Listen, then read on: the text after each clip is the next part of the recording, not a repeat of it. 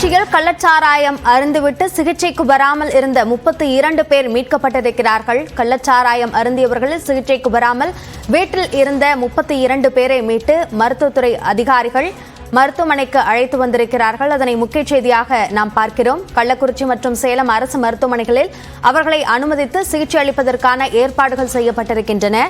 கள்ளச்சாராயம் குடித்தவர்களில் 36 பேர் இதுவரைக்கும் உயிரிழந்திருக்கக்கூடிய நிலையில் பல்வேறு கிராமங்களிலிருந்து அடுத்தடுத்ததாக கிராமத்தினர் அங்கு சிகிச்சைக்காக வரக்கூடியது நேற்று இரவிலிருந்து நிகழ்ந்து கொண்டிருக்கிறது. மொத்தமாக 110 பேர் சிகிச்சைக்காக அனுமதிக்கப்பட்டிருக்கிறார்கள் என்று சொல்லப்பட்டிருந்த நிலையில் தற்பொழுது சிகிச்சைக்கு வராமல் இருப்பவர்களும் கண்டறியப்பட்டு அவர்களை சிகிச்சைக்கு அழைத்து வந்து கொண்டிருக்கிறார்கள். அது சார்ந்த செய்தியை நாம் முக்கிய செய்தியாக பார்க்கிறோம். கூடுதல் விவரங்களை நம்முடைய சிறப்பு செய்தியாளர் ரகுவரனிடம் கேட்கலாம்.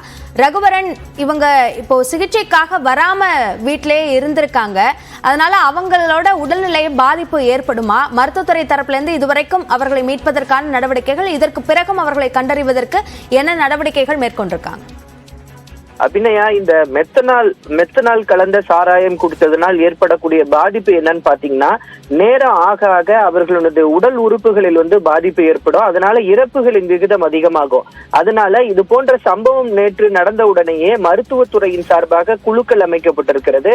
குறிப்பாக பாத்தீங்கன்னா, அனைத்து மருத்துவத்துறையின் அனைத்து பிரிவுகளிலிருந்தும் பிற மாவட்டங்களிலிருந்தும் அங்க அதிகாரிகள் அனுப்பப்பட்டு இது போன்ற எந்த ஊர்களில் முதல்ல குடிச்சிருக்காங்க, யார் யாரெல்லாம் குடிச்சிருக்காங்க அப்படின்னு சொல்லிட்டு ஒரு கள ஆய்வு மேற்கொண்டு அதிகாரிகள் ஆம்புலன்ஸ் மூலமாக அந்த வீடுகளுக்கு இரவோடு இரவாக சென்றிருக்கிறாங்க.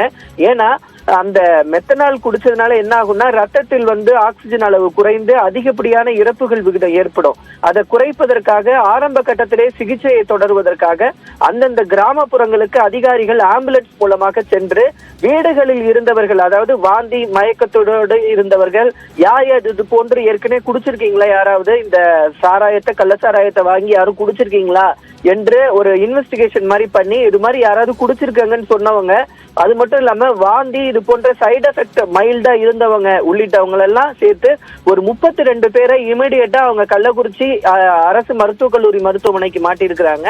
அங்கு அவர்களுக்கு தற்போது இந்த சிகிச்சை எல்லாம் தொடங்கப்பட்டிருக்கிறது. ஏன்னா அதிக பாதிப்புகள் எதுவும் ஏற்பட்டு விடக்கூடாது என்பதற்காக சிகிச்சைக்கு வராமல் இருந்த 32 பேர் தற்போது மீட்கப்பட்டிருக்கிறாங்க.